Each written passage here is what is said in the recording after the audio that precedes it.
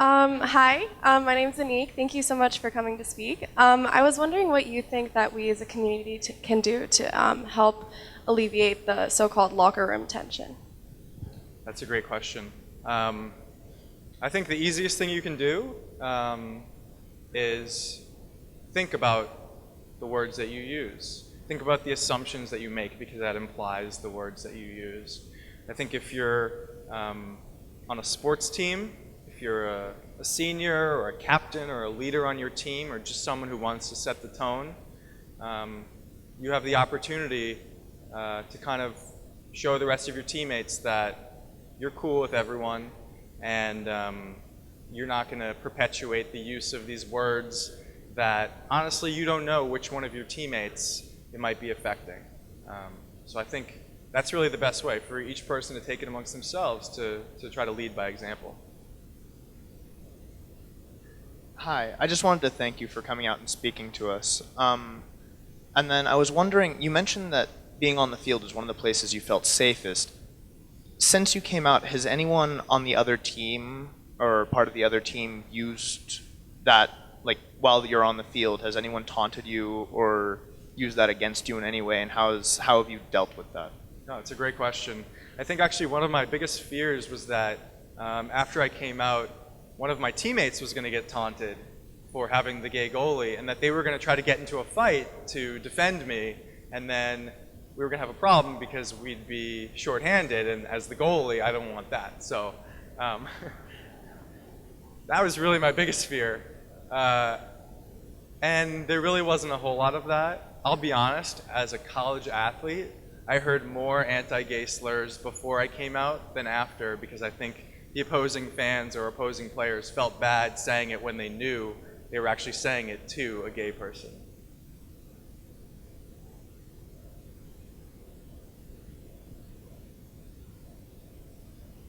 Hello. Thank you again for coming. Because you briefly mentioned earlier your family almost joked about it before you came out. So I'm wondering, how did they react once they learned about it? Yeah, thanks for asking about that. My family was interesting. So growing up, I got a very clear message from my dad especially, and from the rest of the family that being gay was not normal, it was not acceptable. My mom's brother, my uncle, is gay, has been with his partner, now husband, for as long as my parents have been together. And yet they weren't really allowed to be close with me and my siblings. Like my dad was just honestly trying to do his best. It was the information they had at the time, and he was trying to protect his children. And I remember this one tough moment where he told me, so he's a doctor, and he told me about a patient who came into his office, and when he found out the patient was gay, he told them he had to leave and find another doctor. And he doesn't remember telling me that, but I will never forget that moment. That was bad to hear as a kid, knowing, oh wow, I'll never be accepted. But I ended up coming out to my mom first.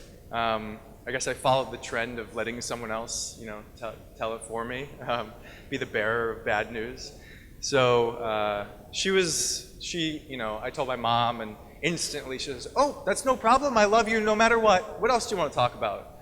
So I think it certainly caught her by surprise, and she wanted to make sure she, got Mom of the Year, and she could kind of like deal with it on her own at another time. And she went home and told my dad, and I was, just so afraid of what he would say.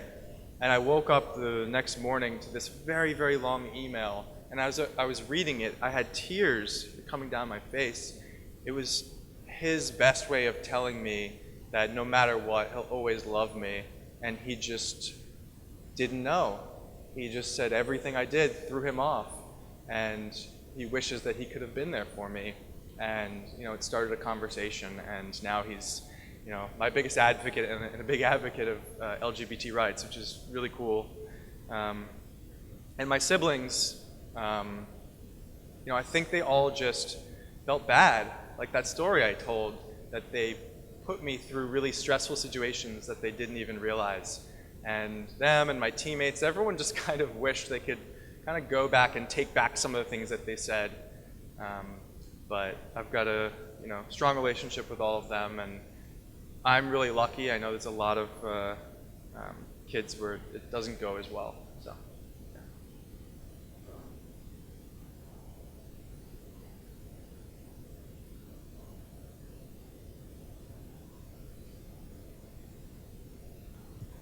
Hi.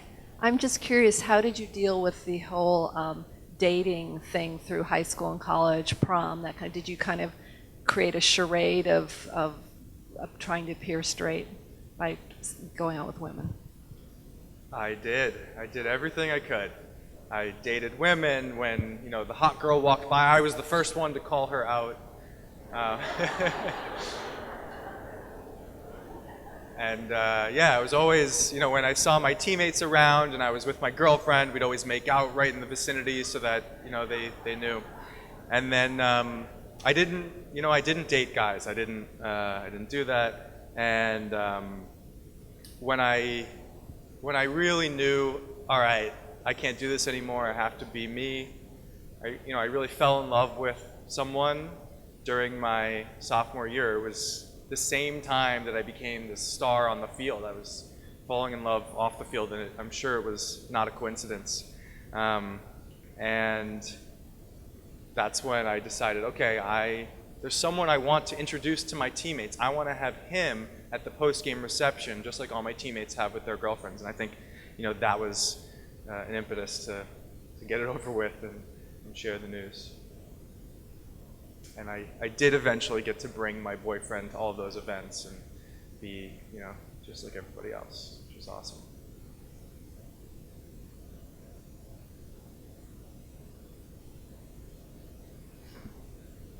Just a question about your more academic side, being a doctor and a research scientist and all of that. How did you feel transitioning from the sports world where everyone knew everything, going into the academic fields, and how is the social climate there in regards to being gay and all of that? It's a good question.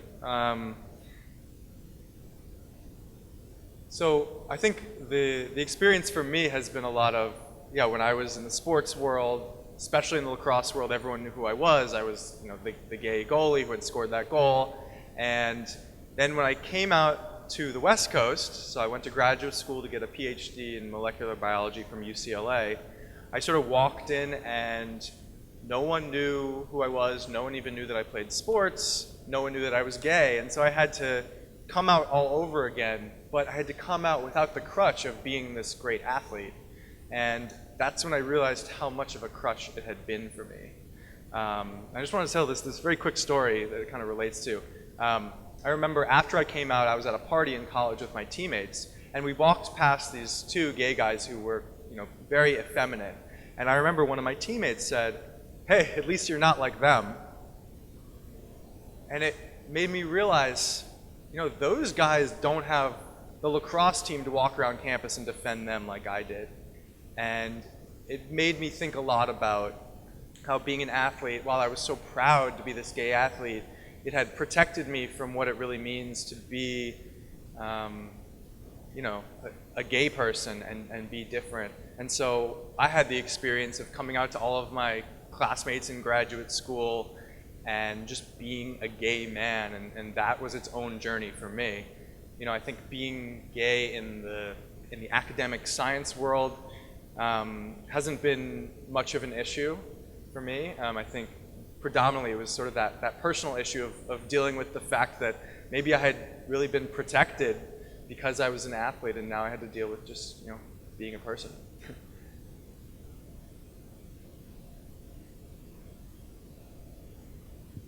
Hi, thanks again for coming. One of the surprising things about that video is, for me, I think, is Braden's age at which he's willing to come out. I have a sibling who came out in college. It sounds like you came out in college. College seems like it's relatively one of the safer places to try to come out for gay people. But the distance in time between 12 years old and 20 years old for a kid who's 12 or 13 or 14 or in high school can be eternal. Do you have anything to say to kids who identify? I mean, my brother said he identified at 5. But as I said, that could take a long time to get to the safety of a college environment to come out. Do you have anything that can give people some hope during that time. People who might feel that way now but don't feel safe. Yeah, no, I mean, I think the striking part of that story is his age, and in many ways I envy him because he doesn't have to spend the next 8 years of his life feeling like he won't be accepted for who he is. He's already been accepted for who he is. On the other hand, he opens himself up to people knowing who he is and could be bullying him for that. But at least he won't be accepted under, false pretenses. But I think it really makes us think, over the last 10, 15 years, people have been coming out younger and younger. And certainly what makes his story different is that he was able to go to his parents and ask for help, and they found the help he needed. There's a lot of kids who either they don't think their parents will be there for them, or their parents definitely wouldn't be there for them and actually would push them out on the streets. And of course, LGBT teenagers are way overrepresented amongst homeless youth, which is a big problem. And so Braden is lucky because he has parents who could find the help for him. But certainly, I think what I just talked about, not being protected as being an athlete and having to be sort of exposed for all of those years, that can be really tough. But I think the world is getting better and better, and there's more and more places to find acceptance, and so many people like you, at least out there on the internet, who you can relate to. So I think Braden and a lot of young people at this school have given me a lot of hope, and inspire those of us who weren't able to do it at such a young age.